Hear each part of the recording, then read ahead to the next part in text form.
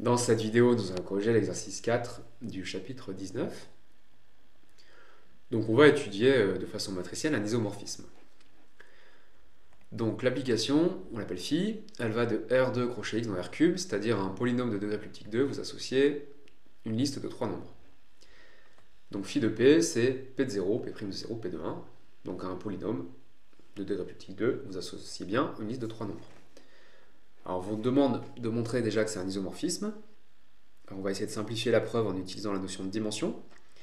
Et puis ensuite, on vous demande de déterminer son application réciproque, c'est-à-dire à 3 réels, vous associez un polynôme. Quelle est la formule? Et pour ça, on va utiliser les représentations matricielles.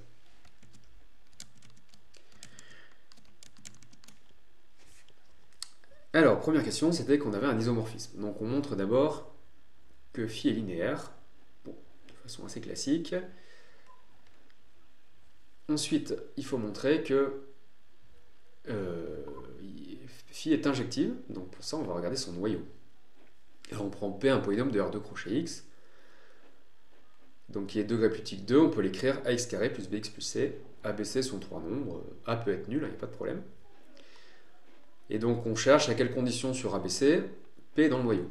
Donc P appartient à un quart phi, c'est P de 0, P' de 0 et P de 1 sont nuls.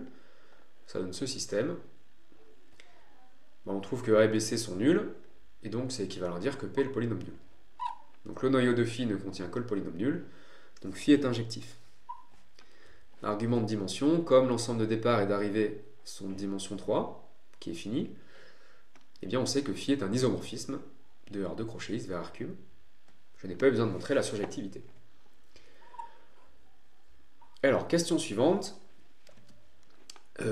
On vous demande d'utiliser une représentation matricielle. Donc pour ça, on va représenter phi par une matrice. Il faut choisir des bases. R2 crochet x, c'est un exemple du cours, on prend la base canonique, 1x, x carré. R3, c'est un exemple du cours, on va prendre la base canonique, que je vais appeler E1, E2, E3. Alors, pour représenter phi par une matrice, je calcule l'image par phi des vecteurs de la base de départ. Donc je calcule phi de 1, phi de x carré, ça me donne ceci. Et ces vecteurs, je les exprime dans la base d'arrivée. Bon, comme c'est la base canonique, c'est E1 plus E3, E2 plus E3 et E3. Donc ma matrice phi est représentée dans ces deux bases par cette matrice, que j'appelle M. Alors, comment je sais que M est inversible? Premier argument, elle représente un isomorphisme. Deuxième argument qui sont des révisions, elle est triangulaire supérieure et la diagonale ne comporte pas de 0. Voilà. Alors ce que je veux calculer, c'est la matrice inverse. Donc là, j'utilise la méthode du système linéaire. Donc je fais M fois x, y, z en colonne, et ça fait ABC en colonne. Et je cherche x, y, z en fonction de ABC. Bon, c'est très simple. Et là, je lis les coefficients de la matrice inverse. Donc là, j'ai calculé la matrice inverse. Je vous rappelle que pour une matrice triangulaire, il faut trouver une matrice triangulaire. Et sur la diagonale, s'il y a des lambda, je dois trouver des 1 sur lambda. Donc là, c'est correct. Alors, dans le chapitre 19, on a vu que M-1, c'est la matrice qui représente phi-1 en inversant l'ordre des bases. Donc ici, j'ai représenté phi-1. Alors, comment je fais pour en déduire l'expression de phi?